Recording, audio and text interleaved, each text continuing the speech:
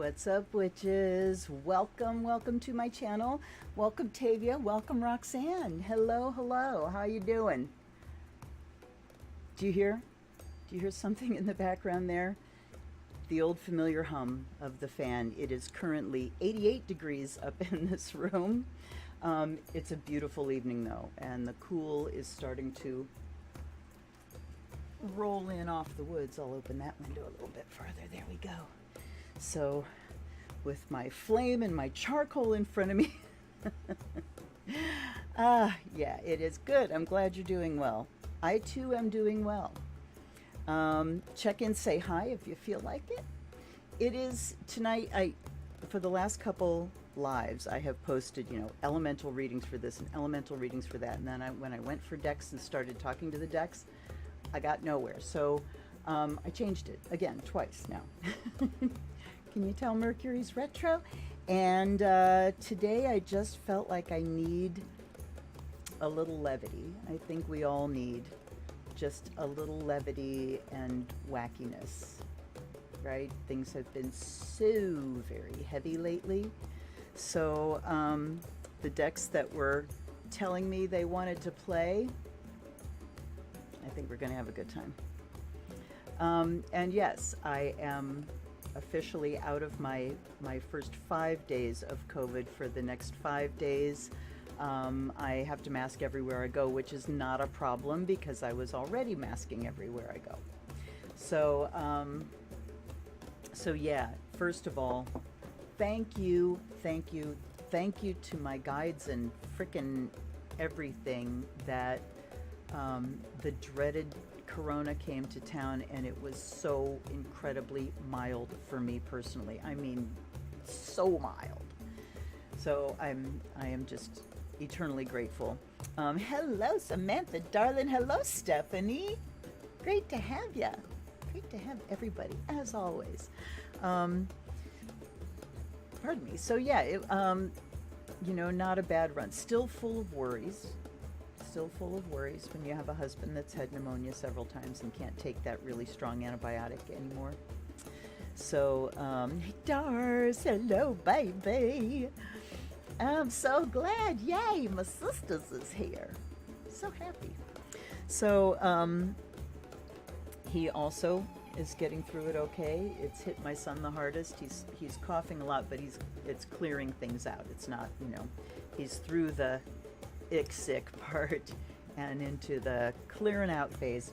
The only thing that I have is a tiny bit of in my voice box. That's all the farther south it went, is a little bit of gunk in my voice box, and so we'll try to get it out of the way.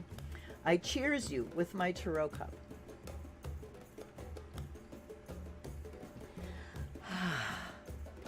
We are under a Virgo moon tonight, and that moon is exactly splitting in opposition the separating aspect between Neptune and Jupiter. They are now apart. They're not conjunct anymore. Jupiter has moved into Aries. So we're going to see an expansion of things being initiated, an expansion of the warrior vibe, right? And but the moon, the moon being exactly opposite and splitting the difference between those two is pretty cool, I think. So, and on the full moon, and I will see if I get to do a chart of these, I'm not sure. But the full moon eclipse on late Sunday, it's actually Monday morning in the Eastern time zone, but late Sunday night, that Scorpio moon will be trining a Neptune-Mars conjunction, both in water signs. So that full moon is a powerhouse of emotional transformation and spiritual connection and emotional transformation, and with Mars in there too. Yowza! So yeah, I will. I can't promise. I want to look at those charts. We'll see what happens. All right. Oh, crap. Well, that's lovely. A poor air quality warning. I hadn't seen that. Well, my husband will be putting the air conditioner in soon. I said, right now it's like the temperature is dropping and there's all this wonderful cool air coming in the window. And the next few nights are going to be, 60 will be the the highest of the nighttime lows. So I'm glad we'll get to sleep with the windows open without hearing anybody's fans going for a few nights at least, but I have a feeling the air conditioner's going in early this year. Anyhow, thankful also that I have that when I can't tolerate the heat. Okay, so let's take a look at what we're doing tonight. A what? Let's do a little ground first. So come on down into your body, take a minute, wiggle into your seat, get comfortable. Now your host for this evening, the bottles. If you're a freak fan of Get Back, you know what I'm talking about. Anyway, come on down into your body, put your feet flat on the floor if you're sitting up, and settle your sit bones on the thing you're sitting on so that you're nice and comfortable. I need to. Go. Worst part of the COVID was my back was out the whole time. Okay. So, down into your body, feel your skin, feel the sensations that are touching your skin right now. Feel the temperature. Sharp, soft, squishy, hard, warm or cool. And as you do, take your attention right down to the bottoms of your feet.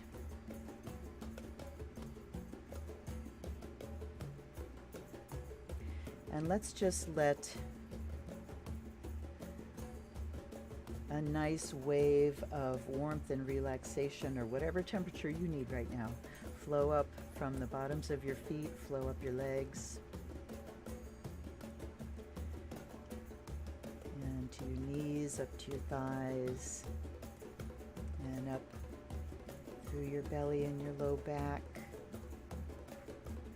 your solar plexus and mid-back, and up into your chest, shoulder blades. Everything relaxes as this wave comes up.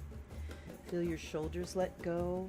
You can roll your shoulders back, let your shoulder blades kind of slide down your back, opening up the front, opening up your chest, opening up your heart chakra. Shoulders easily back and down. And this automatically straightens up your neck and aligns your upper spine. And let your head just kind of be fluidly balanced like a bobblehead on top of your spine. As the relaxation goes up through your neck and it hits your jaw, and your jaw relaxes. There's space between your back teeth. Your tongue drops down to the bottom of your mouth. And then you feel the muscles in your cheeks relaxing, every single one of them, and all the muscles around your mouth, and all the many tiny muscles around your eyes. They all relax. And that relaxation then flows back over your skull, top of your head, and starts flowing down the back. And you feel all the muscles on the sides and around your ears relaxing as well. And now let's feel another wave start at the top of your head and flow down, softening all your muscles even more, and just letting them relax and melt into a natural, dynamic, relaxed state. All the way down, flowing down, flowing down. And that wave goes down your body and down to the bottoms of your feet, and another one follows from the top of your head. Like waves in the ocean, they just keep following one after another, making your muscles energized and relaxed at the same time. And now just let go of that image. When you're connected to your body, you're connected to the earth. So you don't always have to do, the full grounding with the egg and all that stuff. And then let's have a bell to bring us into mindfulness here. Let that clear out the space around you, aligning all the vibrations around you, clearing out anything that doesn't need to be there. And now coming into focus just on this time, in this place, every moment unfolding one after another, fully present in the moment. and then clearing all thoughts out of your mind so that you may be open for any wonderful, profound messages that may come through our play tonight.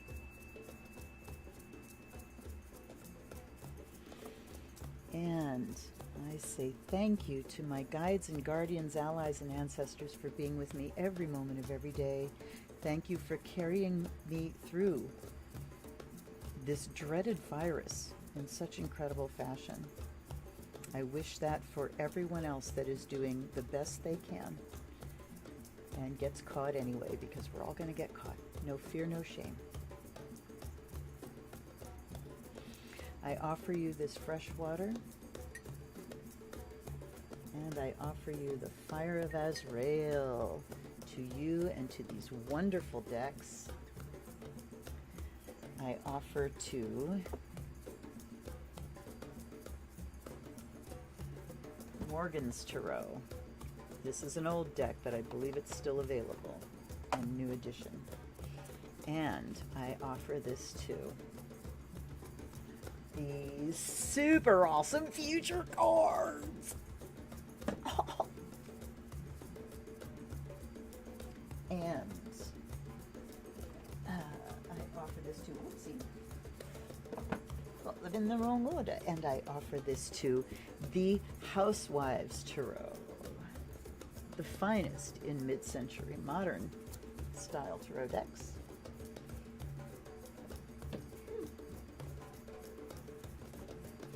And whoo, baby! See, with the window open, it's blowing right into my face, which, you know, I love the smell, but holy shit. Then we have the Spiritual AF deck. And the Music Oracles. This was a last-minute substitution that hollered at me. I had another deck here. The Liminal Spirits deck, and that one said, hold up, my turn. So, and then, give me more room, I will fill it up. And then we have the Zombie Tarot. So, what you think? I think this could be an entertaining night. I certainly hope it is. And I want to bring, first of all, a really fun reading. Tavia sent me something yesterday, and it was from the, was it the Healing Crone page that we saw this? I can't remember. But it's called the I'm Fucking Perfect Tarot Spread. And so somebody made this up, and I decided that I was going to interview, and it is kind of like a deck interview, or it's a great bonding exercise for a deck. And it says, for when you need to tell yourself that you're amazing, which is, you know, every fucking day. The first card is the reason I, the tarot deck, like you. 2 is something beautiful about you that the deck wants to tell you about. 3, something that makes you unique. 4, why you think you aren't perfect. 5 is something you could do to help you with self-love. And 6 is a compliment from the tarot deck. So Crone's Grove. Okay. Thank you. I belong to so many crone pages. The Healing Crone, the Defiant Crone, the Crone's Grove, Crone, Crony Crone. So what I reached for is steadily becoming one of my very favorite decks that I'm not going to use tonight, because I use it a lot, but I want to show you what I drew. And that is the Lightseers Tarot, my beautiful rainbow Lightseers Tarot. And so I thought, you know, we'll see what she says. So, and I picked that up from Owl Moon. She refers to all her decks as she, and I just caught myself doing it because, wow, it just feels natural.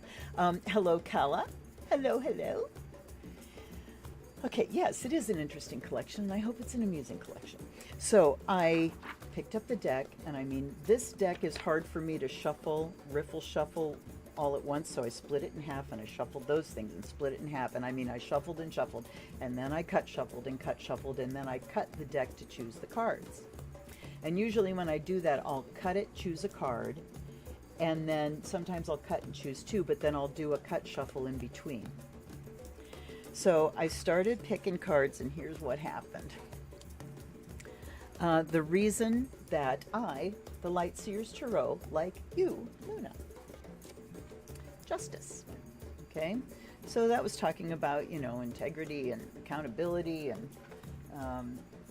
fair-mindedness and stuff like that. And it's like, well, that's very nice. Thank you so much, the Light Seers Tarot. And then something beautiful about me was the sun. Mind you, I shuffled the entire deck. So my Leo-ness. My Leo-ness is what she finds beautiful about me. Something, and optimism and things like that. Something that makes me unique. Well, here we have the Fool. So the trust, you know, the trust in the universe, the willingness to just go on a brand new adventure, you know, with no expectations and just give myself to it. Okay, that's awesome too. Why I think I'm not perfect is the World card, because I take on too much. I hold myself to too high a standard.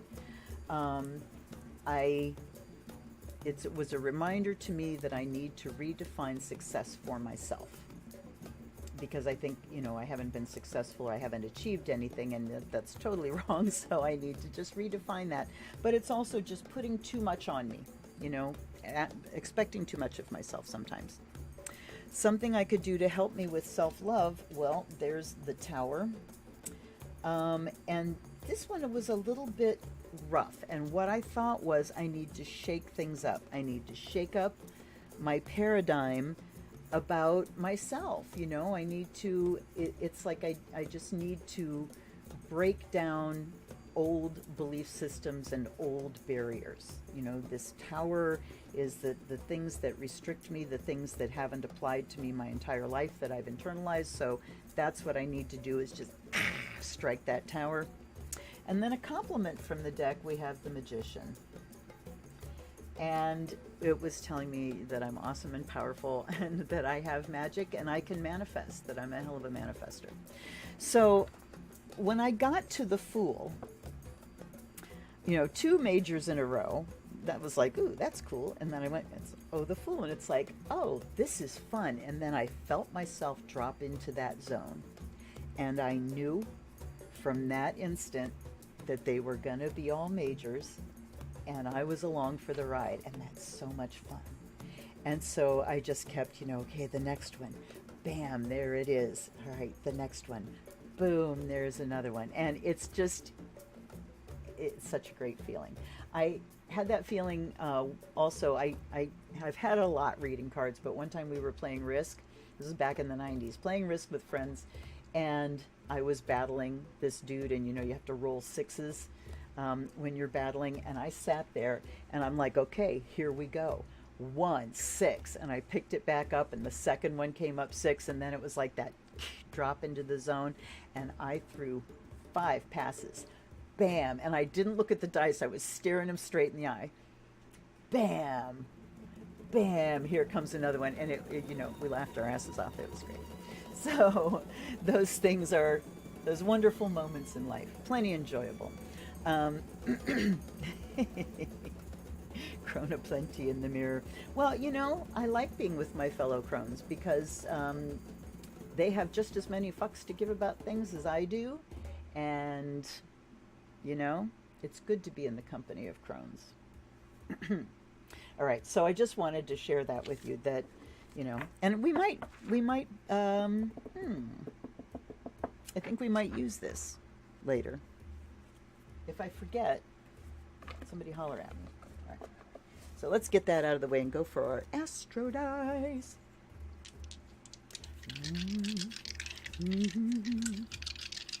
Welcome to all you lurkers. Come on, join the party. All right, what energies, planetary, sign-wise, house-wise, are we dealing with this week? Jupiter in Pisces, interesting because it's just gone into Aries, and then we have 6th house. So here we talk about the expansion of compassion and service. Jupiter is expansion, Pisces, you know, to choose one keyword, compassion, connection. I think connection is a better all-encompassing word for Pisces, because it's the dissolver, because it dissolves boundaries. It allows us to connect. It allows us to recognize the oneness that's already there. We don't need to connect. We need to undisconnect. All right, we are already connected to everything this is. And oh, damn, did my Reiki just kick on. My hands are like hot right now. So we are already one. We are part of this entire unified field of the universe, the planet. Everything is a unified field. And we just need to remember that and take the veils away that make us think that we are disconnected. So, Sherry, welcome, my love. Welcome, welcome. Hello, Jessica. Hello, I'm so glad you're here. Okay, so Jupiter in Pisces is just the expansion of those things. And Jupiter is also the impulse to fairness, the impulse to justice, the impulse to sharing, generosity. It is the masses, as far as, you know, things on a global scale, long distance, dissolving boundaries, dissolving barriers, expanding compassion, expanding spirituality, expanding our experience of connectedness. And the 6th house is getting to work in service with these things. Getting to work in service. So, you know, looking again at what's going on in Ukraine and how you can help, if you can contribute monetarily, if you can contribute in, you know, any way you can. And of course, we've got people around the globe reaching out towards the USA right now because they see that, you know, the Taliban is rising, the Christian Taliban. So, and I want to say I've lost some subscribers since last Thursday. Isn't that a shame? So anyhow, you know, I should say this on the front end. If you are not for women's rights, if you do not think that women are fully human beings that have bodily autonomy, and, you know, any attempt to take that away is a crime against humanity. The UN says in their, it's the responsibility to protect. I can't remember whether it's a commission or a council or a committee or what it is, but it's the sector of the UN about the responsibility to protect people, and there is a list of things that constitute crimes against humanity.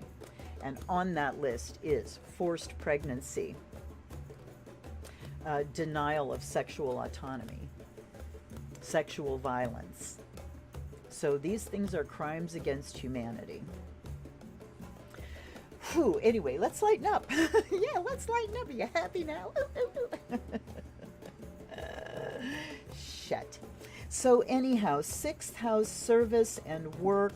It's about process. So another thing that we can do is expand compassion. We could also turn into mega escapists.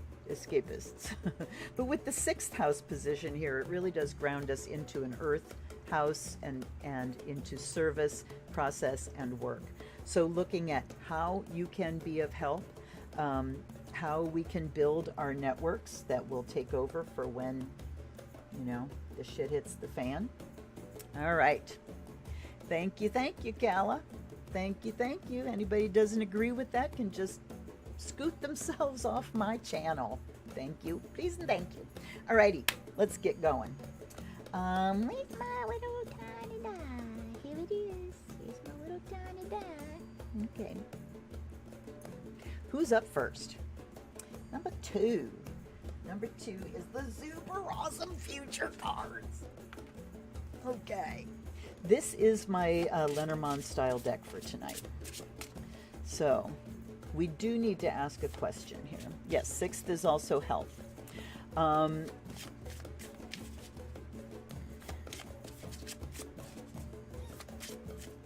So yes, you know, women's health, people whose health is going to be at risk. How can we help? How can we help? All right. Oh, I didn't get put in Facebook jail, but some Mother Zucker decided they didn't like a post that I shared of, it was just a photograph of 2 different white pills, and my comment was the name of those pills. And if one would then go and Google those, they would find out some good information. And Faceplace said that it violated their community standards either as hate speech and bullying or as sexual content. No sexual anything was mentioned then, so I doubt the algorithms. I think somebody must have reported me. So I'm going back to, not sharing everything publicly. Anyhow, yes, how can we be of more service? How can we expand our service through compassion, through the recognition of our connection? So what do we want to ask with this deck? Well, let's just say where we at right now. Where we at, where we're headed. I think I'll start with a line of 5. Although they do give us a reading. Let's just do the reading. So this is for the collective. Where are we at right now? Give us a good idea of where we're at and where we're going. Please, please, please. Where are we? And yes, it's a very broad question. Very broad. All right, and I'm going to cut to choose. Number 1 is the rider. Well, we're on our way. We don't know where we're going, but we're on our way. And I'm going to move this to give myself more room. So yeah, the rider, like the rider in Lenormand, it talks about movement, arrival, something arriving, communication. So the rider says that communication, things are in motion. And, interesting that draft came out during a Mercury shadow, entry shadow, and now Mercury has stationed retrograde. We can look at what's going to be rolled back or what's going to be reviewed about this communication. And, interesting too, because hold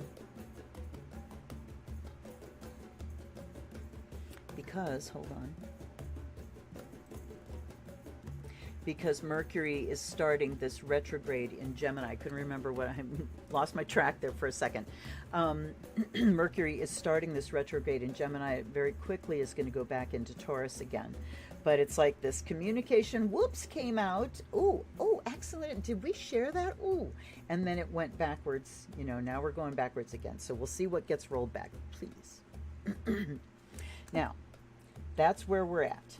Now we get to see, how do they describe this one?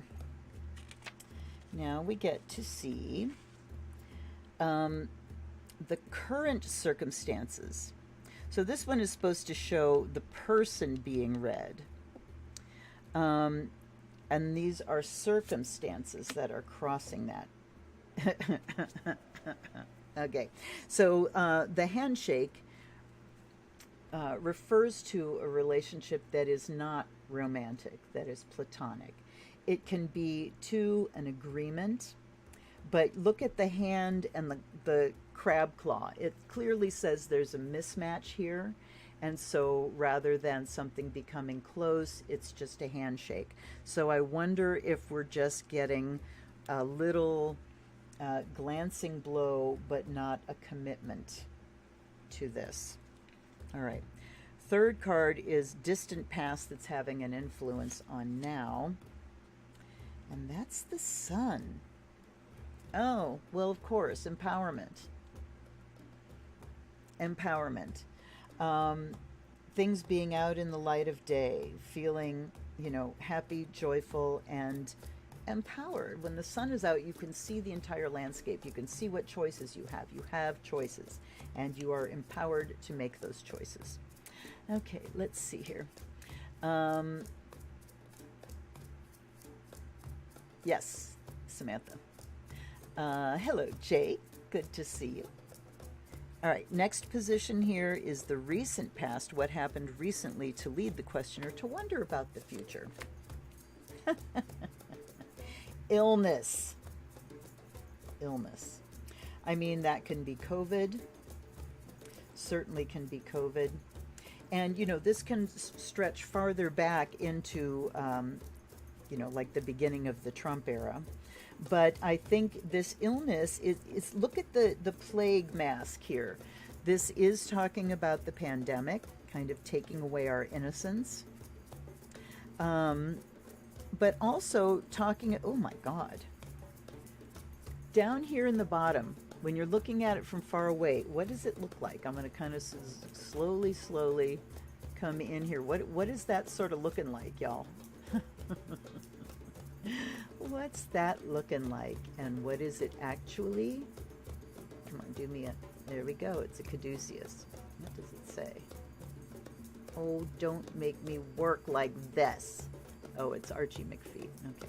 But there's a caduceus that looks an awful lot like a uterus. So,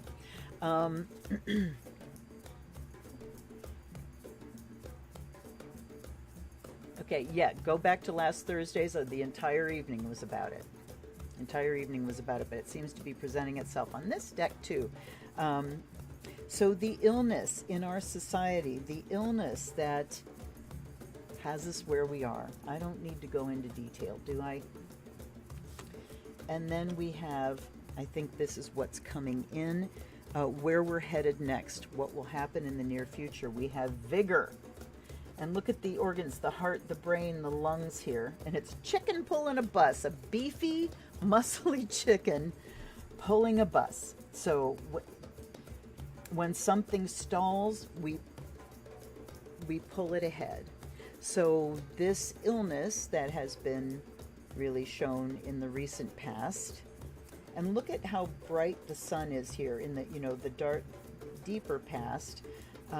We were in this empowered, wonderful, happy, choice-filled place, and then we go to this dark, dark, dark illness with this, you know, Dark Ages kind of plague mask on here. So vigor is what's coming next. And yes, I know that people are being invigorated. I want to,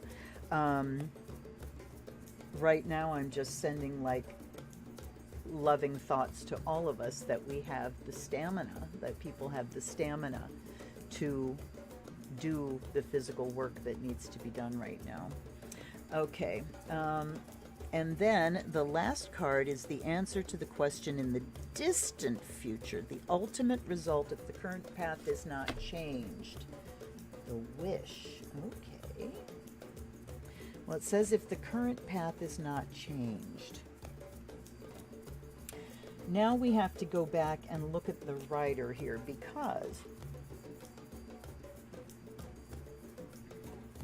whose wish? I mean, I'm reading for the collective, so I'm reading that includes me and includes you guys. So I didn't specifically say, what about the other side? You know, they're showing up here, right here. But in the distant future, it says the wish. It says we get our wish. The genie comes out of the bottle. I'm going to take that at face value, you guys, because we need it, right? We really need it. So yes, we can get back to a place of empowerment.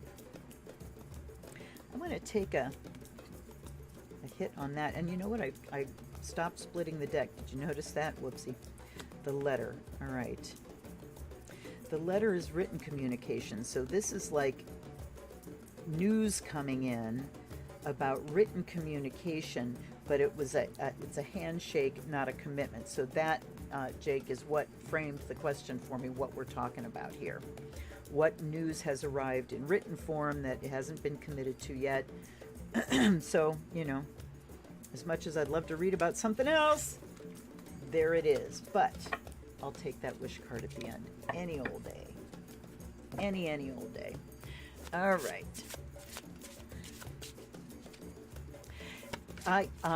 Jake, me too. I was like, oh no, the fortune telling decks, no, and you can't predict the future, no.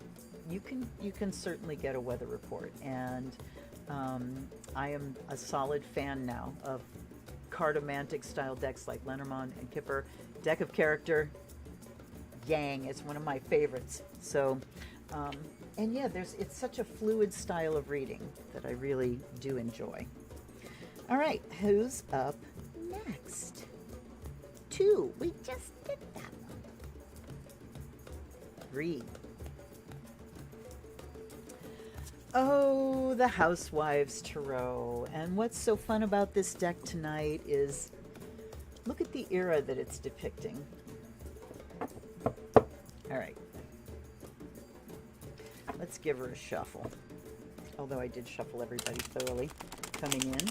I just like to shuffle when cards shuffle well and I don't shoot them into my flame.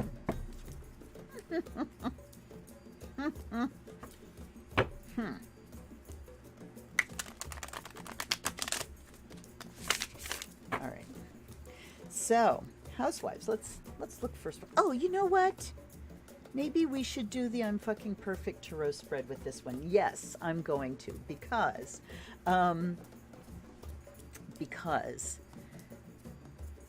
this was the era when, you know, women were, this was the Ozzie and Harriet era that this deck is styled after, when women were expected to be, you know, show him that you cared just for him, do the things he likes to do, wear your hair just for him, girl, because you won't get him wishing and a hoping, thinking and a praying. Yes, those were songs that we grew up with. Isn't that lovely? So,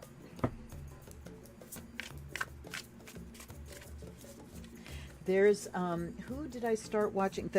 My kind of intro to how Lenormand style decks work, I found,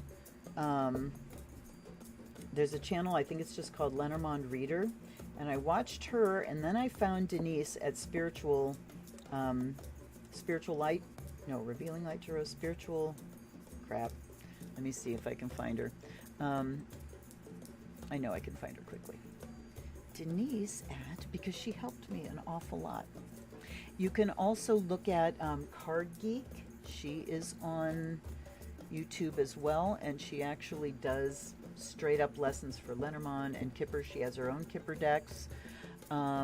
Spiritual Growth Tarot is Denise's channel, and I would watch her political readings, and she would use Lenormand and she'd use Kipper. She's the one I found out about the deck of character from, and the super awesome future cards. So she just has a very wonderful fluid style of reading, and she has it so, you know, you can see the tableau, you can see the table when she's reading and not just her talking.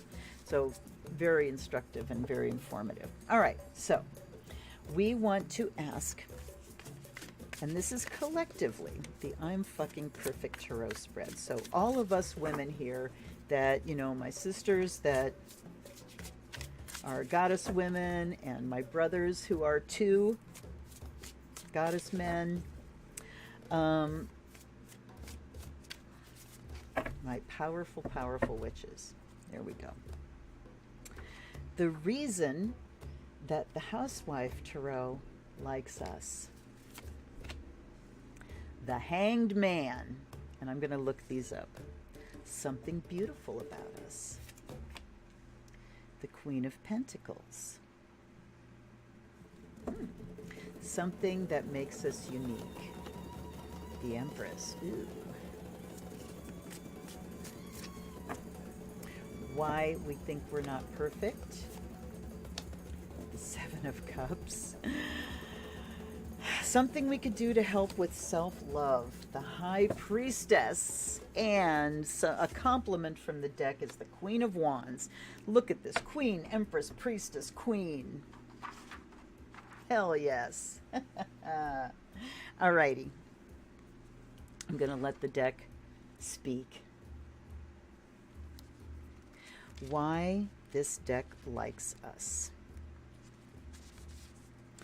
Epiphany, hardship, a turning point. Because we've taken hardship, you know, we've known hardship. Some of us are old enough to have been out there marching to win us our rights. You've had an epiphany and finally see things as they really are, whether it's your backstabbing girlfriend, a new washer dryer set that isn't working as promised, or your womanizing no good Nick husband. It's time to hang your problems out to dry. This may seem like a hard thing to do, but you must. Enough is enough. Keep in mind that this sacrifice and time of hardship is necessary to make way for future happiness. So, you see why I want the decks to speak for themselves, because they do have a distinct voice. Rather than changing perspective, this, in this context, in this deck, is talking about our ability to just tough it out and get through things. So we've been through tough things before.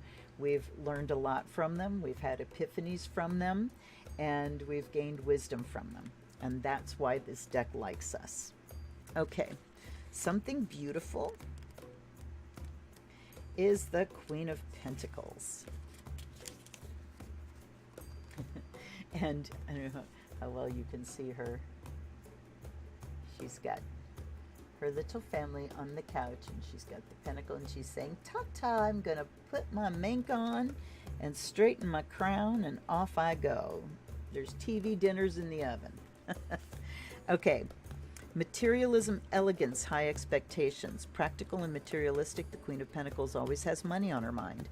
She appreciates all things tasteful and elegant and never hesitates to spend her hard-earned riches on earthly possessions. Though generous toward family and friends, she tends to think of her relationships as investments. If they aren't paying off, she'll cash in her chips. She may symbolize a helpful friend or employer who expects too much of you in return. So, somebody that likes to spend money, but, you know, what makes us beautiful? Our elegance, our taste and our elegance, and also our ability to know when a situation is played out, or to recognize when we've had enough and maybe we're not getting back what we need, and we can cash in our chips. So that it can be a beautiful thing not to waste your precious energy beating a dead horse, right? All right. Something that makes us unique is the Empress. I mean, I love the way they just all showed up. Motherhood, poise, nurturing, a feminine force to be reckoned with. The Empress is the earthly mother to housewives everywhere, and she spreads her wisdom of domesticity across the land. Symbolizing your hidden potential, she's warm, comforting, and perfectly poised and coiffed, with just a touch of authority to complement her nurturing charm. She's tested each and every recipe herself in her own kitchen and loves nothing more than sharing the tips and secrets of her success. Follow her instructions carefully and you're on your way to domestic bliss. So what makes us unique is, you know, we can be, is we know how to do shit. We know how to care for our bit of earth. We know how to feed our families. We know how to keep food on the table. We know how to squeeze a penny until it shrieks for mercy, right? In order to nurture everything that is in our care, including, first and foremost, ourselves, right? Okay, why we think we're not perfect. And look at the Seven of Cups here. Too many pictures, too many images, too many messages of a woman should be this, but also this, but not, but this, but, you know, those conflicting, all those conflicting standards. Okay. Careful decisions, prosperity, focus. A variety of delectable libations lay before you. What's a girl to drink? The Seven of Cups signals a choice to be made. Prosperity overflows in the cocktail lounge of your heart, but if you accept every drink that's sent your way, you may regret it in the morning. It may be difficult to choose between all of these alluring concoctions, but a choice must be made pronto. Last call. So why we think we're not perfect is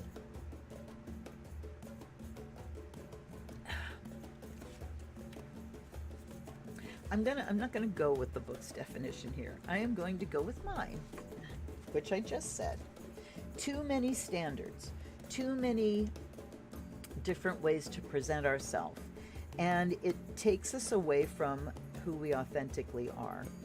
You know, these can be like overlays that on our personality, on our looks, on our everything else. And so, you know, those external standards that are held up for us can ultimately serve to just erode our own self-esteem and our own self-worth and our own ability to just express who we are in our own terms, in our own unique way, rather than as is served up on the menu, you know? All right. The next one, something we could do to help with self-love. And there's the High Priestess. Mystery, secrets, magic. Contained deep within her supernatural syrup are the psychic powers and mysterious knowledge of the universe. When no one else is watching, she may choose to whisper some secrets to you one morning at the breakfast table. And again, she may not. She often speaks in riddles. Don't expect her to spoon feed you the answer. The High Priestess has a dual nature, evil and good, and is available in both dark, thick, rich, original, and diet-friendly, reduced-calorie light. So, what we can do, if I just look at it as the High Priestess, we connect. We connect deep inside ourselves. We go to the goddess inside. We feel her living and present. And when we spend time there connecting, how can we not love ourselves?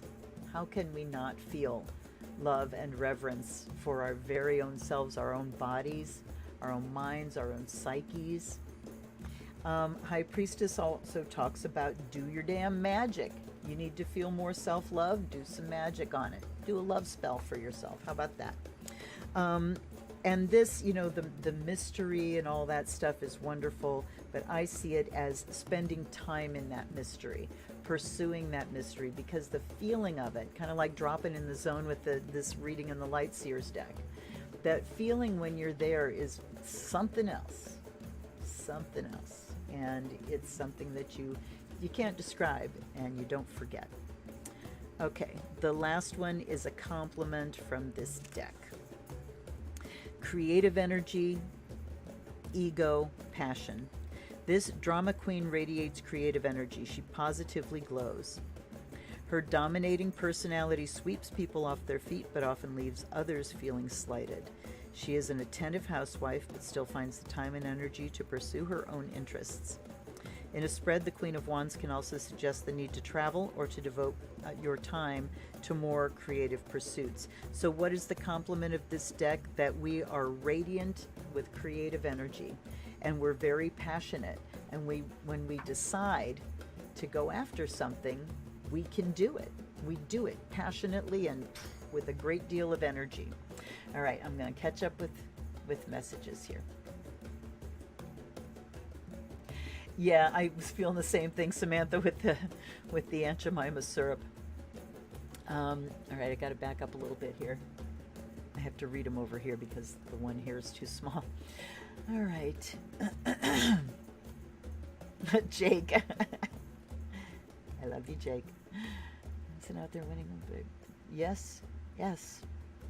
Oh, damn, Kala. A headlock by a priest. That's a gold star, darling. That's a star in your crown. Recipes equals spells. Absolutely, Tavia.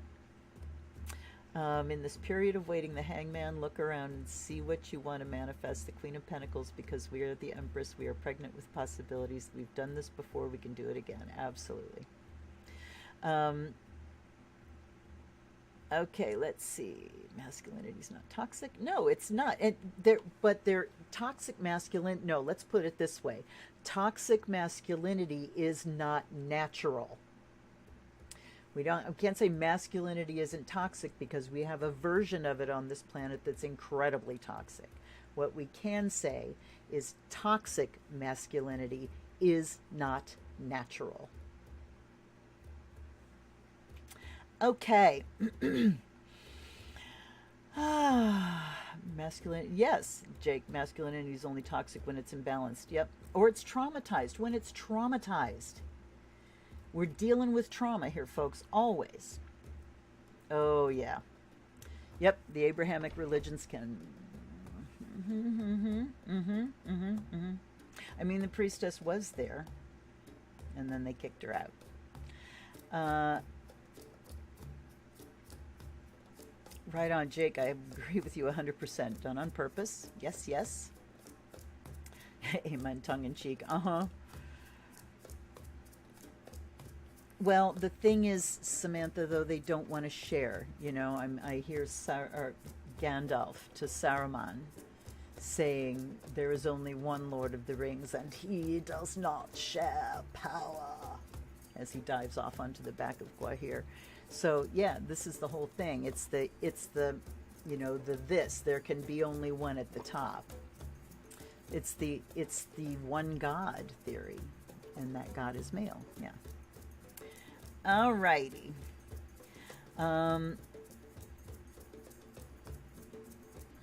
Yes, the divine is nothingness. The divine is not gendered. We were doing clinic defense and the priest were this. Oh my gosh. Oi. Oi.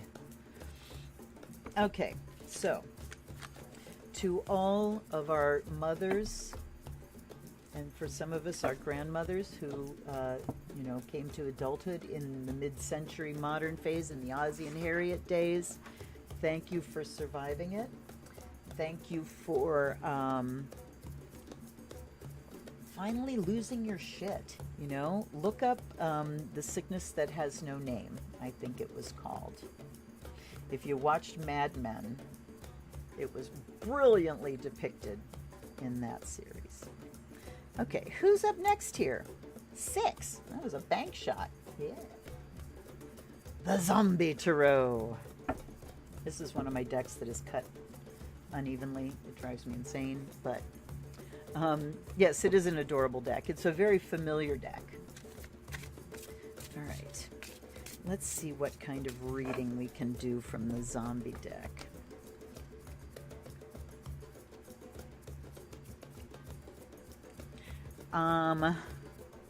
It's numbers, da da da da. Okay, there's the beginner, the broken heart. Central issue, oh, that's a relationship spread.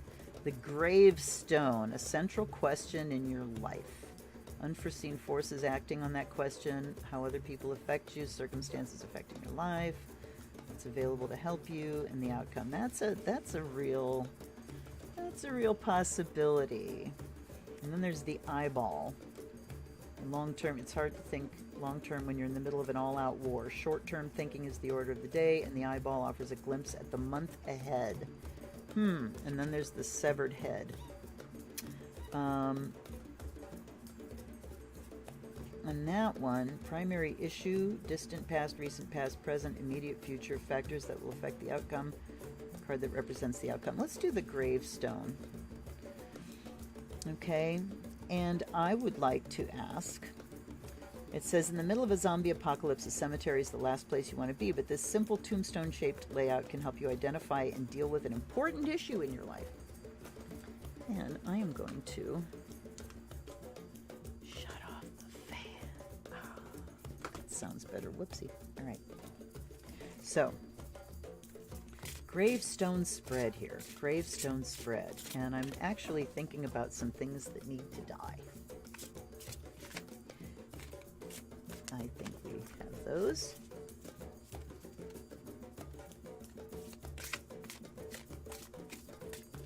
All right. Why is the die I'm using so tiny? I don't know that, but I do know that I'm using it because it is so tiny. So, okay, wait, catching up with having a lot of weird dreams about zombies. Boy, I don't blame you, Jake. I really don't blame you. And, you know, my son who's trans, yeah, anybody that is not cishet, you know, cishet closeted gay. Yeah, anyway. Okay, I was a public health nurse. Yeah, I'm sure, Samantha, I'm sure she saw some horrendous things. Yeah. Yeah, I'm sure she did. All right, let's go to the tombstone. It's a 6-card spread. There's the first 3 I have. All right. So, the question of the usurpers. The usurpers is what I'm looking at, unless the first three cards tell me something different. I'm going to split for the last three. 1, 2, 3. All right. In order that I pulled them. So now the spread goes 1, 2, 3, 4, 5, 6. Oh, I'm not going to try to get those back. Okay. So here's our tombstone. First, this card represents a central question for us. The Queen of Swords. Boy, the queens are out talking tonight, aren't they? And this deck does a wonderful breakdown of like what the twos, the threes, the fours in general mean, and unfortunately it lumps all the courts together, so never mind. 10, okay, Queen of Swords, intelligence, sharp tongue, unscrupulous. Unscrupulous. If you think you're kicking her out of her double wide, you got another thing coming. Underneath her curlers and terry cloth bathrobe beats the heart of a true fighter. The Queen of Swords represents a woman who may have suffered the loss of a loved one but still carries on. She is a little tougher, a little wiser, and definitely ready for the next wave of terror.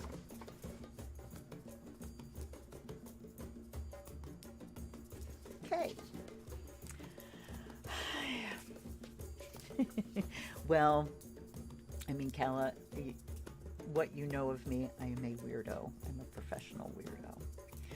Okay. Yes, I like teeny tiny things too. I actually have up there somewhere on my shelf the doll of a Lucky Locket Kittle. Do you remember little Kittles from the 60s? And then there were Lucky Locket Kittles that just, tiny little doll in a thing. Yeah, it's all the little tiny things. Okay, so there's the question. There's our question. The Queen of Swords, us having to take up weapons again and fight and be re-traumatized. The Queen of Swords to me talks about the wounded woman, a woman that has armor, a woman that has trauma. And so, yes, we are being re-traumatized right now. So much for levity. No shit, Tavia. Well, we're going to laugh our way through it anyhow. You know what I'm saying? All right. This one is unforeseen forces acting on that question. The Queen of Hazards. We have now had queens out of the last two decks. Here's the thing, you guys. It doesn't matter what tools you use. It doesn't matter what your intention is. When there's information that needs to get through and you open up the channel, it comes through. And you don't have to manipulate it to hear what it's saying. So we just, go for it. So this is, again, unseen forces acting on these wounded women. Why is there stuff all over my hand? Yikes. I don't know what that is. Ink? No frickin' idea. Okay. Well. Materialistic, confidence, practical. Tough as nails on the outside. The Queen of Hazards is gooey as gumdrops when no one's paying attention. Okay, unforeseen forces. Materialistic, confidence, practical. She's a real material girl, and she works hard for her money, but her obsession with financial security can be all-consuming. She has a nurturing side, but don't expect any hugs. She may symbolize a friend or employer who expects too much of you in return. Same kind of meaning that the Queen of Pentacles from the Housewives Tarot had, of somebody expecting too much. So unforeseen forces could talk about where money is going. I want to take a hit on this. The Two of Swords. Let's see what we have there. Unforeseen forces. Balance, harmony. No, Two of Swords. Hazards. The Pentacles are the only suit in this deck that's renamed as Hazards. The other ones are Swords, Cups, and Wands. Two of Swords. Indecision, difficult decisions, different views. Holy shit. So unforeseen forces, but it's not really unforeseen. It's what's happening. You're trapped between two choices as the zombies approach. The shotgun or the handy chainsaw you brought for emergencies. You may be procrastinating because you lack information. Dig a little deeper to learn all you can, but don't wait too long before making a decision. You can't hold back these zombies forever. So, and if I look at it just as the Two of Swords, as I read the Two of Swords, we have the blindfold here. This card to me can talk about self-protection and denial. So one of the forces is the desire for women not to be re-traumatized, the desire for us to protect ourselves from, you know, this bullshit again. And another unforeseen force could be actually where money goes, who's got money to do things, but also that sense of denial and just it's not what it is. I want to just protect myself and pretend it's not happening. Okay, how other people affect us. We have the Four of Cups. How other people affect us. Boredom, dissatisfaction, weariness. Sure, being a zombie seems exciting. Who doesn't enjoy sending crowds of people fleeing and screaming in terror? I know I do. Yet there are moments when you're likely to experience boredom, melancholy, or ennui. When that happens, look for opportunities to rejuvenate yourself. A little fresh blood may be just the thing to get you chasing after kids on the playground again. So, how other people affect us? Well, one of the ways they can affect us is, you know, when you're under a lot of stress and you're getting to this place of kind of self-protect and denial and shutdown, escape mode. We can almost be forced to disconnect from the issue, disconnect from the problem, disconnect from the media, you know, disconnect from dealing with it every single day. And you're allowed to do that because the effect of being connected and other people hearing, you know, those people can really take us into this apathy, boredom. When you're bored, for me, if I'm bored, it means I'm disconnected. It means I am refusing to take an interest. I'm disengaged. Boredom means disengagement. I used to tell my kids there's no such thing as being bored. What you are is boring. You need to take an interest in something. And if you can't take an interest, then we've got depression going on. So dissatisfaction, weariness, yes. What effect can these people have on us? They wear us out. Wear us out, grind us down to a bloody stump. And, you know, the cups there emotionally. Use the chainsaw and the rifle. Hell yes. Well, yeah, the ERA didn't pass. That's all there is to that. And now we have number 4, circumstances affecting your life, and we have the King of Wands.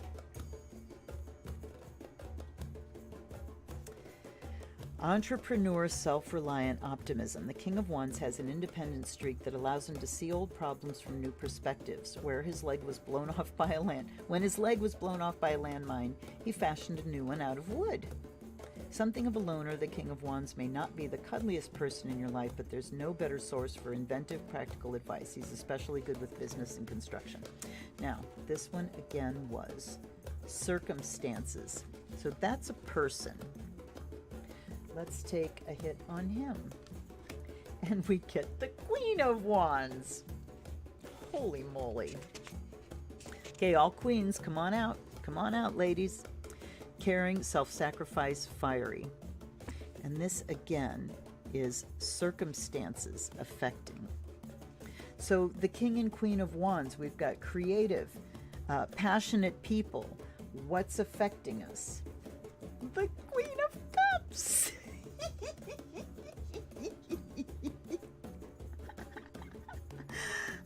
Circumstances affecting our lives, the gathering of people.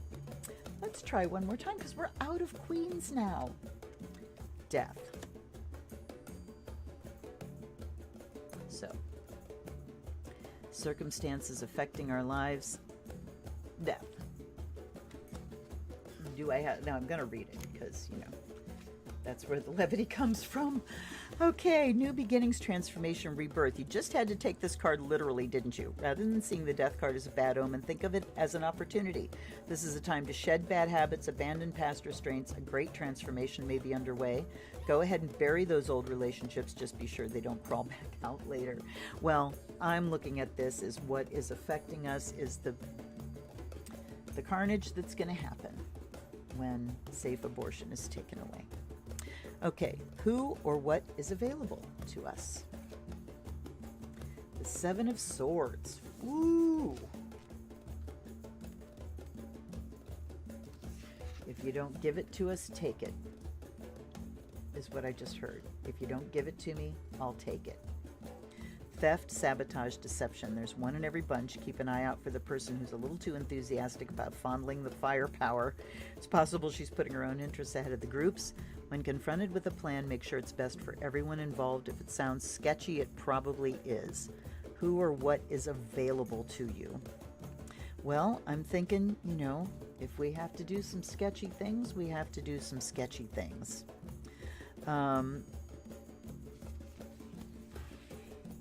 Because it's the card that says we take. Theft, sabotage, deception. That's what's available to us. Wow. All right, the outcome of this question. The King of Cups. Boy, they came out in a crowd in this reading, didn't they?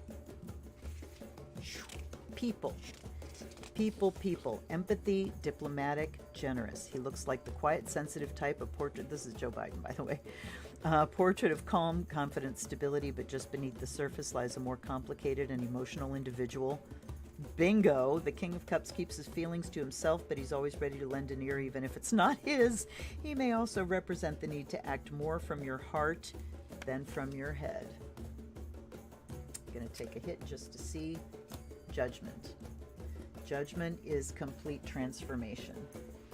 Judgment is a change from the inside out. Judgment. All right, let me read it. Karma, acceptance, responsibility. There's a tough decision to be made, and you're the one with the finger on the button. You understand that your actions determine your path through this crazy world, and you're ready to put that knowledge to good use. You have what it takes to drop the bomb, but you must be willing to accept the consequences of your decision. Holy shit, man. So, you know, what it's saying here is don't rule out anything. Don't rule out anything.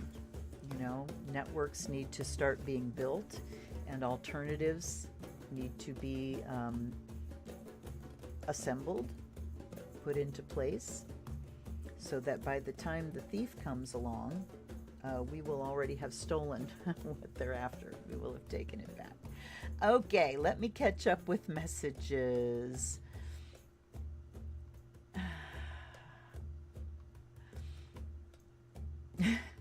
You know, I like it when I get tickled too.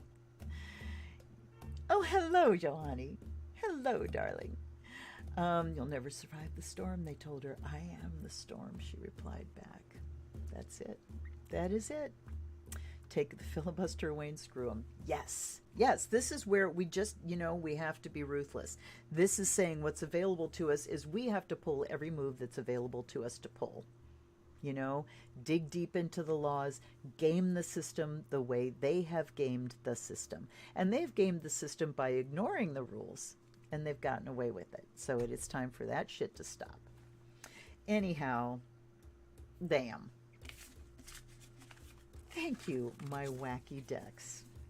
And you know, when you go with kind of weird things like this, the messages can almost come through clearer because they do not pull punches. They do not. That's wonderful, Johanny. Yeah, never thought about that. That's an excellent, excellent suggestion, using the zombie deck to talk to the dead. Sorry, I'm trying to stretch my back, get the golden clunk. All right. Oota. So we've done what? Just 1, 2. We've only done 3 decks. Woo! Okay. And we're at 111. What do you know? Who's up next? Number 1, Morgan's Tarot. I'm going to try not to look up cards in this deck because it's just a chore. Nothing is in any kind of order, and there's like 89 of them. So is it 89? I don't remember.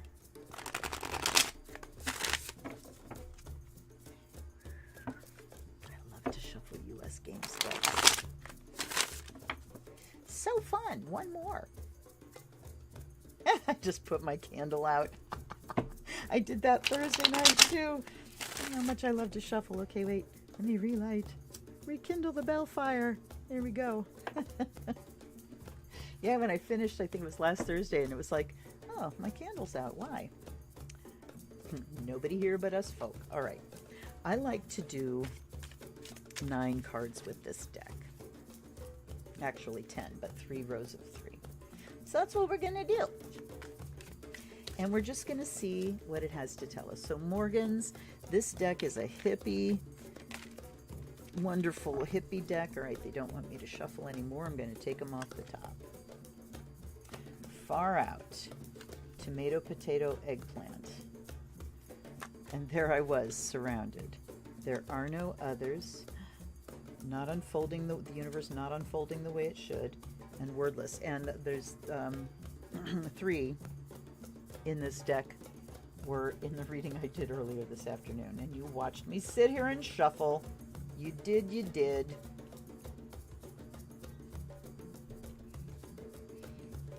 Okay. And then the last 3, whatever's right. Keep up the good work. Oops. And what's happening? All right. So if we start with the middle card in the deck, we get the universe not unfolding the way it should. There is a hitch in the giddy up here.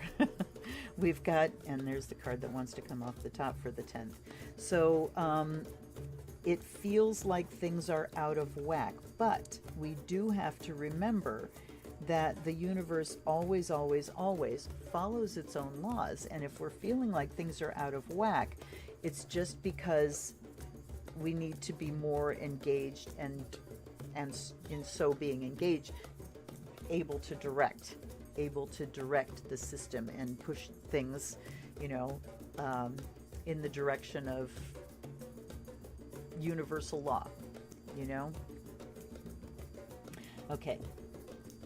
Far out, tomato, potato, eggplant, and there I was surrounded. So as you see, this deck just makes your brain go, heh, and then answers come through. So, far out talks about just being amazed, being in that place of just stunned by the magnificence of everything.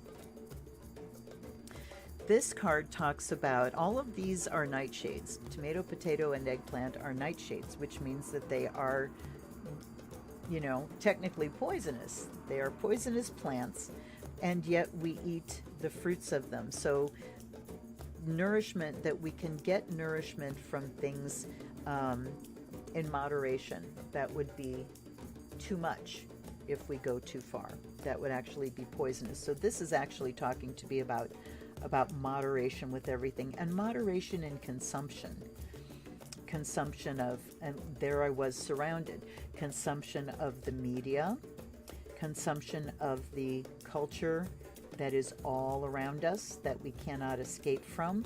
But this is talking about actually escaping from it into that universal place. So ritual and magic, putting yourself, ritual to me these days, yes, this is Morgan's Tarot. It is not pastel, it is black and white. So it's very pale. So, for me, ritual is rarely about spell work, although in the last couple of years I've done an awful lot. But before that, it was very rarely about spell work. It was about sacred play, where I would go in, do, talk to my guides in all of the quarters, call in the quarters, you know, raise energy, all that kind of stuff. And then it's time to sit down and party. Party with my decks, talk to my guides, get messages, be in this place of far out. And then moderation, you know, the balance between what we're surrounded by and what we're astounded by, you know, balancing those things out. There is an escape route, and we need to look at moderation in all things in what we're consuming and how far out we want to escape. Now, there are no others talks about that unified field again. It's not us and them. Oh, they're pulsing. Hold on. Stop that. Freaking the camera out. Okay, I'm just going to leave my hand there. So there are no others. Look at this sea serpent thing. And it can talk about being unique, that there is no one like you, there is no other, you know, Loch Ness monster. Or it can also be that this beating is driving me insane. I need to give it something to focus on. Hold on. Okay. Hey, camera. I'm thinking of what... Would that make it any better? No. It's just having... See, it's the white. It's all the white. Oh, well, it's just going to have a heartbeat while I'm doing this. That's all there is to it. Okay, so uniquely, we are unique unto ourselves, and we are unified, you know, all together at the same time. And then wordless. Okay, not unfolding the way it should. So we want to look at using our uniqueness and joining together, being in that far out unified field to come into, you know, universal awareness and look at where things are not unfolding in the best way possible. I don't like the should. I don't like that the word should is in there, because how should it? The universe unfolds the way it does. There's no should. There's no wrong, no right. It unfolds the way it does. So it says that the universe is not unfolding compared to some expectation that we have. And there's a peace sign right in the middle here. So it's talking about together, you know, recognizing our unity and recognizing that we do need to step in and direct things the way we want them to unfold for us. You know, universal law is still going to follow universal law. It cannot do otherwise. That's why I don't really believe in the supernatural. It's all natural. It's all natural, you know? And I don't believe in miracles as being not the way the universe works. I believe in miracles because it is the way the universe works. We just don't understand the mechanism, you know? So we can take part in how the universe is unfolding in regards to us, and how our universe is unfolding and how it serves. Wordless. Okay. Wordless, what's happening and whatever's right. So we've got lily pads and lotuses here talking about whatever's right. So talking about aligning with rightness, with right relationship with yourself, with the universe inside of yourself. Keep up the good work. I mean, those are just affirmations there. But what's happening means that we just really need to keep our finger on the pulse and, you know, be aware of what's happening around us, but we can get surrounded by it. We can, you know, go into it without moderation to where it becomes poisonous to us. Wordless means we need to step away from all the words and the talking. Again, into that ritual space, this universal, look at the lotus, look at the universe here, the pyramid.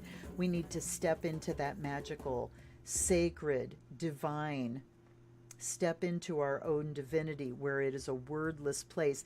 That's where things get rearranged up here. is when we can create that reality with our mental energy and charge it with our emotional energy, with our passion, and imagine that outcome in a wordless way, in a way that we feel it live in the body and the mind, and then send it out. Send it out into magic. Whatever's right, keep up the good work, and you can just send out the best of intentions that you have for everyone to be free, for everyone to be able to love, to be protected, and then the energies that it coincides with will take it the direction it needs to go. Now, the last one here. Do not meddle in the affairs of wizards, for they are subtle and quick to anger. Let's include witches. Let's include witches there. Stop pulsing.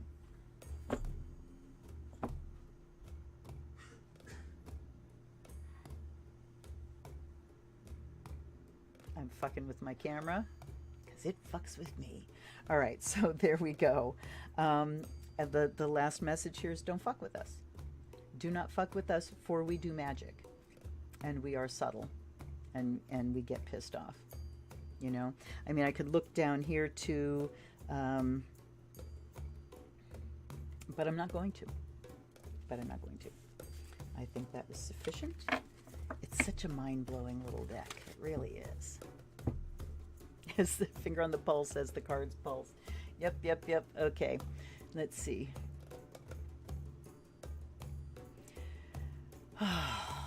Yes. Yes, that deck was Morgan's Tarot. Here's what the box looks like again, Johanny. They are alive. Okay. Do not meddle in the affairs of your camera today. I will win. I watch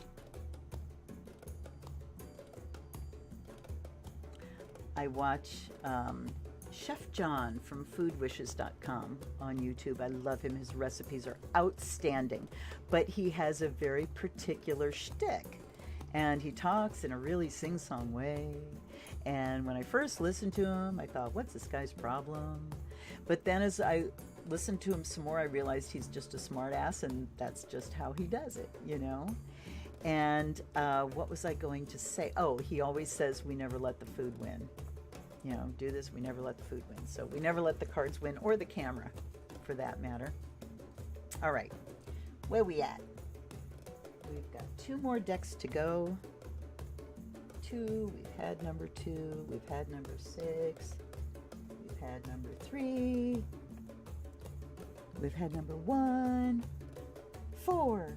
We had 4 and 5 left, so. This is the Spiritual AF deck. All right.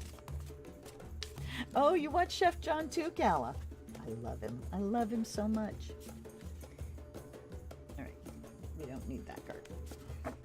All right. I want 3 good messages. And I would like these to be like something for our situation, something for the action that we need to take, and something for the outcome. All right.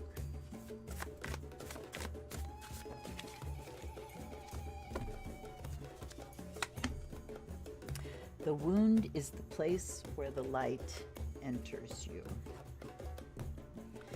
Pick one time in your life you've been hurt and ask it how it made you golden. Did it make you more tender-hearted? Did it open you up when you were once closed down? Did that heartbreak lead you to more connection with spirit? Can you get just a little teensy, tiny bit grateful for it? Fuck yeah, look at you. You're like a wounded disco ball inside. So, this is very interesting territory, because we don't have to go so far as to tell traumatized people that it happened for a reason. If that hadn't happened, you know, you wouldn't be who you are. Although that is the truth, but that is every person's prerogative and timing, their own timing to get to that kind of understanding. The truth is, a lot of trauma is, you know, there's no purpose to it. It's because we can choose which way we go along with the flow of the universe. And trauma chooses trauma. Trauma perpetuates trauma. Trauma flows into trauma. And when we can look at our woundedness, maybe the trauma sent us to counseling. And once we dealt with the trauma, we started really discovering who we are at a more fundamental level. We started discovering our own uniqueness. We uncovered, what got buried by trauma. If I look personally and I think about, the lack of bonding with my mother, and what came from that was I went searching for mother my whole life, and I found the great mother. So, there is that. But it is entirely up to you how you think about your trauma, your woundedness. What you need to know is that you didn't choose it coming into this life. There was no time that your spirit said, I choose to be, fill in the horrendous blank, right? I heard someone that I like kind of talking about this, that, before you were born, you chose, and all this kind of stuff. And I find that very unhelpful. And I remember having the realization, I know what this black stuff is. It's my basting spray that I use to hold my cloth down. I got sticky. Anyway, I feel that, it's all energy, right? And when you're no longer in a body, the energy of your karma follows you. The effects of your actions you take with you, and you do a lot of learning in between lifetimes. But then when it's time to come back, it's not so much, okay, I pick you and I choose to blah, blah, blah. There's this magnetic energy to your soul, to your eternal part, that draws you to a matching or another magnetic energy, an opposite pole maybe. It draws you in, and there's also an opportunistic thing. Sometimes you are drawn back to a family that you've had karmic dealings with before, sometimes not. Sometimes it's an opportunistic thing where you just take an open door and you get kids that really don't seem like they're related to the rest of the family, that kind of thing. So I think it's a much more neutral, energetic, magnetic type process than, I chose this, because no, we don't choose horrific trauma to go through in order to learn. Okay. Everything. I love him. Buried by trauma. Yes, it would. Yes, it would be a good name for a band. Oh, Johanny, I'm so sorry. We all, we all have been traumatized. Yes, Tavia, yes, you go from being a victim of others to being a victim of yourself with the I chose this. Absolutely. Absolutely. So, see what the next one is here. Worrying is a negative prayer. Wow. You don't need any of that kind of angsty, nail-biting bullshit today. If you catch yourself worrying, take a deep breath and ask the universe for what you really want, not what you don't want. The universe always lets you change your order. And hell yeah, you want fries with that. Supersize that shit. Okay. So, this is a big reminder to me. This is a call out to me. Although I have not been, well, I did have a lot of worrying happen this week when I was feeling really bad that, we got COVID and all this kind of stuff. I have found in the past, when I'm feeling some kind of shame dance, the fastest way out of it for me is to say, what part of this is my responsibility? And then when I step up and take the responsibility, the shame goes away. There's been accountability, and the shame goes away, and then I can let go of it, because until then, it just rides you like a bad pony. But worrying, what if this happens? So, the way spells work is you do the visualization of something and then you make it live in your energy system on all the levels. You make it live on the mental level, you invest it with the emotions that you'll have at the time. You make it live in your nervous system. Yeah? Worrying is also making something live in your nervous system, and your nervous system feels it and suffers for it. So, let's be reminded of that. Loving is its own reward. Yes, it is. And this is like there's the 7-limb prayer in Tibetan Buddhism. There's a part that says, I rejoice to purify jealousy. I offer to purify greed. I reveal my negativity to purify anger, hatred, and war. What's the first one? Oh, you bow to purify arrogance. You rejoice to purify jealousy. You ask for teachings from the gods to purify your own ignorance. And then you connect with the divine. So loving is its own reward when you choose to love rather than hate. And so if you find yourself absolutely outraged and angry and hating what's going on, what we need to do is, as quickly as we can, flip over into, but what do I love? What is the love that I want to generate to counteract this hate? What do I love? What will that situation look like? How can I make it live in my nervous system? And then we get that reward of generating love rather than generating fear and hatred. Namaste. The slay in me recognizes the slay in you. At some point, you got to get up and act like the people you admire. You probably know someone who's slaying at life right now. Spend today doing the shit they do. Better yet, take them to coffee and ask them how exactly they managed to slay so hard. Then recognize where you are capable of the same kind of slay. So this is pure NLP. If you want to be successful at something, you find somebody that's already done it and do what they did. Copy them. Do what they did. Being weird AF is better than being boring as hell. I'm just going to keep going with these and not pull them together because they're wonderful messages. Go to the grocery store and buy one grape, just one. Put it on the conveyor belt, let the checker weigh it and ring you up. Ask for a receipt. Do not under any circumstances explain yourself to anyone. Take that grape and thank it for teaching you how to do the shit that others don't understand for whatever good reason you have. So that's our Wacky deck card tonight. And you are not required to set yourself on fire to keep other people warm. You know how you can tell if someone is taking advantage of you? You feel like shit after giving to them. You resent it. Resentment is a red flag that you need to say no somewhere. You let somebody in too far. That shit isn't healthy for anyone. Put the matches down and back away. They can get warm on their own. Now go do something kind for yourself. That's better service to the world anyway. What a great wrap up for all those messages. Kindness to yourself. Self-care is absolutely vital right now. Absolutely vital. And also, being able to trade off roles. Here's something I'm going to do. When I wear out, somebody takes my place.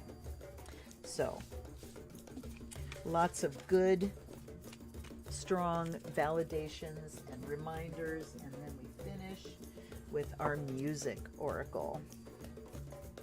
I'm glad these two decks waited to the end because then we've got the positive messages coming in. Hi, Darcy. How not to worry. Give your brain something else to do. And one of the things you can do is Tonglen practice. So when you're worrying and it's generating fear, it's generating that kind of, the energy that you don't want. Sit down, get yourself nice and relaxed. If you are a regular meditator, you know how to go into that state pretty quickly. Ouch. And we're not trying to go into meditation where everything feels great, It's just you want to be sitting, you want to be in your body, in the present moment. And what you want to do is find where those feelings are living in your body. When I'm having these worries, what emotions is the worry I'm bringing up? And if it's fear, then feel where that fear is manifesting in your body. Do you feel it in your chest? Do you feel it in your stomach? Do you feel it in your feet cramping? Do you feel it up the back of your neck? Are your hands in fists? Where do you feel it? And you don't have to, just however you perceive it is perfect. And then what you want to do is let your breath out. And when you breathe in, you want to be immersed in that feeling. Bring it. Come on. Show me what you got. I want to feel every scrap of this that I'm trying to escape. And you breathe in, feeling it. And when you breathe out, it expands and poof. It expands and shatters. And then you do that again. It might take several times for a single emotion. You might be able to knock them down one at a time. You might have to work on one for a long time. But that is called Tonglen. Tonglen practice. It's Tibetan Buddhist. And it's really powerful. Really, really very powerful. And yes, I am a chronic worrier too. Mercury in Virgo, opposing my moon in Pisces. I am a chronic worrier, turbo worrier. That Mercury conjuncts Pluto. I obsessively worry. Okay, music. Wonderful musicians of the past, my Beatles. What do you have for us? So the first one out here is Madonna. Everyone's entitled to your opinion. Everyone's entitled to your opinion. Pleasure without permission can be the greatest pleasure of all. That's walking a fine line. You are and always will be your own work in progress. Now, I need to look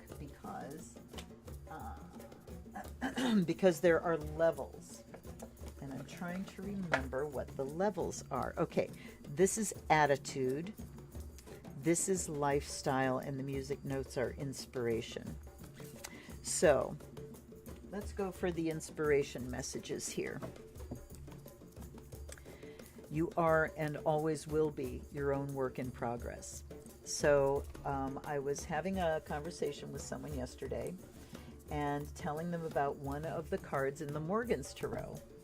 And the card is, it may not be a perfect circle, but it is a perfect whatever it is. We were talking about perfection.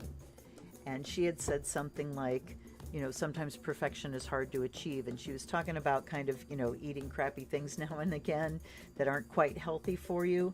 And I said, sugar binging has been awful this year, and I've gained back a whole bunch of weight and all this stuff. And she's like, oh, that makes me feel better. Sometimes perfection is hard to achieve. And I said, or it's always there. We just talk ourselves out of it.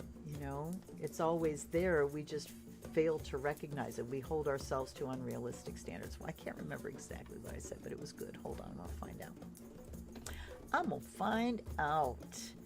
And then I called that the Buddhist spin, and she didn't understand what that meant. Obviously we were doing this in text. And she asked about it, and I think was expecting something, profound and Buddhist. And I said, no, it's, okay, here it was. It's already there. We just put too many strictures on it. And she said, what's the Buddhist spin? Because, there's a thing called the cosmic spin. When you first start meditating and you're sitting and sometimes your eyes are closed, you can actually feel the earth turning. I've experienced that. And I said, it's my ability to manipulate information so it sounds deep and lets me off the hook. But I do actually believe in the inherent perfection of everything. It doesn't mean things are supposed to happen or that there's a should. It's just there's an inherent perfection in everything. When we get to the place that Buddhism wants us to get to, which is taking life at face value without placing our judgments and shoulds on it and comparisons, we can take it at face value, and we can find that every moment has its own inherent perfection. So it may not be a perfect circle, but it is a perfect whatever it is. And Madonna is backing that up with you are and always will be your own work in progress, and that work is perfect at every stage. Okay. Let's go to another one. Dolly Parton. All right, her attitude is the higher the heels, the closer to heaven. The, what was that one? Lifestyle? Yes, lifestyle is caution will get you nowhere. And the inspiration is the most precious diamonds are sometimes disguised as rhinestones. I like the caution will get you nowhere. You know? I'm reminded that the book It by Stephen King. The middle-aged dude goes back to where he was a kid, and he's trying to recapture his youth and memories and shit, you know. And he sees a kid on a skateboard, and there's like they're at the top of a hill, and he asks the kid if he can borrow his skateboard, and the kid's like, "Sure, mister." And he gets on the skateboard and he looks down this hill, and he finally just goes, "Nah, you know, that's stupid. I'm not going to do it." Gives the kid back the skateboard, and as the kid leaves, the guy says to him, "Kid, be careful." And the kid says, "You can't be careful on a skateboard, mister. You can't. You got to go balls out." You know? You got to ride. If you're careful on a skateboard, you're falling down. Yeah? Or you're not having any fun. So, I like the caution will get you nowhere. And then we have Freddie. Hello, Freddie, darling. The attitude is a dramatic life is better than being dramatic about life. The lifestyle is extravagance is the wicked stepmother of invention. And then the inspiration is there's nothing more precious than frivolity. All right, I think we're going to go with that. The inspiration on all of these, or it was lifestyle with Dolly, but the inspiration of nothing more precious than frivolity. Absolutely. And nothing more sacred than play, you know? So playing with wacky and unusual decks tonight, we certainly got information. We certainly got confirmations of things, and hopefully we managed to smile a little bit on the way. I'm taking one more. We have Lou Reed. I think of you, but not that often. And survive your own war. Learn to walk hand in hand with magic and loss. Okay, I think that's our final message. Learn to walk hand in hand with magic and loss, because they're both there all the time. You know, it's both and. Life is always both and. And, you know, we've been pushed into this splitting either or kind of thing. And, you know, us and them. And we need to be more in the both and part of life, the middle of the stream, right? I want another one. I love these cards so much. I want another one. They're talking. We have Diana Ross. Make sure they never see the last of you. If a job's worth doing, it's worth doing in a ball gown. And you can be a better you than anyone else. Absolutely. One more. Holy moly. Hildegard von Bingen. She came swooping in out of left field in an entirely different century. Become like a feather on the breath of God. That's the attitude. Lightness. Lightness and levity. That's what we're after tonight, is lightning. Lightning, lightning. Gain wisdom through the study of the unknown is the lifestyle. And the inspiration is the soul is not in the body is in the soul. So remember that we are souls, and while we're in here down in the muck in our bodies, you know, rolling around trying to fight and work things out and get what we need and stay safe and healthy and all that kind of stuff, we can remind ourselves that our soul part is far bigger than our body part, and go to that place, like the Morgan's Tarot was telling us, ritual, and the high priestess that showed up for, you know, how to better love ourselves through ritual, through connection with the divine, through balance and pulling ourselves out of the muck and into the cosmos, into, you know, the divine sparkle of magic. And this Sunday, I'm going to shoot, I think I will shoot a video, but that full moon that is going to be trining Mars-Neptune conjunction. There is so much energy available there on an eclipse. So much energy available. First of all, Scorpio, the most potent sign there is as far as emotional energy and magical energy. So there will be plenty of energy, magical, transformative energy available to you. And trining Neptune, so psychic, so connected, so, just open the door and let your guides in. And then Mars just gives us that, another level of the scorpionic vibe, and that level is I want this so badly, and I have the energy to go get it. So, all right, you guys. Well, that was fun. I did enjoy it.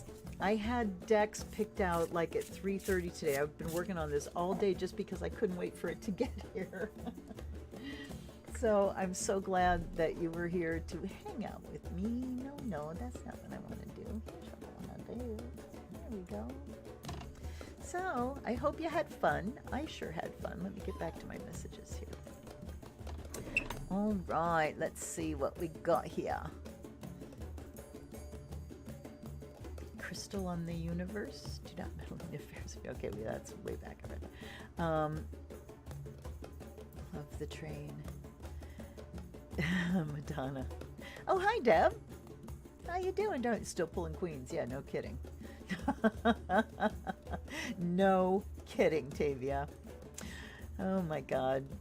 Yes, so magic is available, and, we can start our magic with, just get your guides there and ask them to help you bring it into being. We don't have to work that hard. I mean, it's an SBOT, so yes, we work for our magic, but we don't have to work that hard when we are partnered with the universe. It's just we just steer the boat in that direction a little bit. So Sunday night, I hope all of you are going to be working. I certainly will be. Let's put feelers out and connect our energies, okay? I will see if I can get a prayer circle together for this weekend. It is going to be a humdinger. You are so welcome, Samantha. Thank you, Darcy. Thank you for the 2 Darcys here. Thank you, Johanny. Thank you, thank you, thank you. Queens and grandmothers have been awakened from their nap, as has Kali Ma. And Tara, the distributor of wealth. She's a fierce Tara. She stamps the world and shakes things up because people are being greedy and selfish, and things aren't the way they're supposed to be, with everything available to people equally. And so she shakes it. So I think I'm going to do some Tara work. So, all right, you guys. Yes, sweet dreams and happy magic on the full moon. And I hope you had some fun and some enjoyment tonight. Tomorrow, back into the fray. All right, take care, you guys. I love you. Thank you for being here. If you get a whole lot out of this, there's a couple links down below that you can shoot me a couple bucks, and I appreciate every single penny that comes my way. Thank you so much. And if you're not subscribed, please do that, and share my stuff with people. They might like it too. I will see you next Wednesday on a live stream and an unboxing somewhere in there. And until then, this is Luna. Blessed be.